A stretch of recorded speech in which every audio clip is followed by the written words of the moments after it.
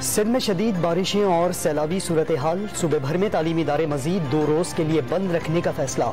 जुमे और हफ्ते को भी तमाम तालीमी इदारे बंद रहेंगे। वज़ीर तालीम सिंध सरदार शाह का ऐलान। पाक फौज का सैलाब मुतासरीन की इमदाद का ऐलान। अफसरान ने 1 माह की तनख्वाह अतिया कर दी। वफाकी काबीना के तमाम अरकान भी 1 माह की तनख्वाह रिलीफ फंड में जमा कराएंगे।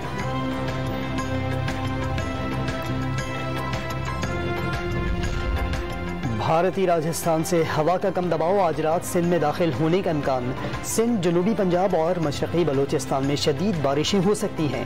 तेज़ बारिशों से कराची और हैदराबाद समेत टंडोजाम, ठट्टा, बदीन, मीरपुर खास में अर्बन फ्लडिंग का खतरा है। NDMA ने अलर्ट जारी कर दिया।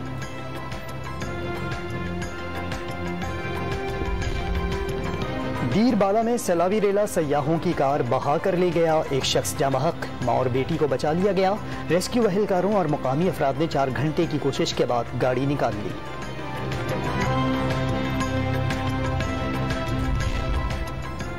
और बोलान के करीब बीबी नानी पुल रेले में बह गया। बलूचिस्तान का सिंध और पंजाब से राब्ता मुनक़ता। सबरी डैम टूटने से 100 से ज़ायद देहात ज़ेरे आब आने का खदशा।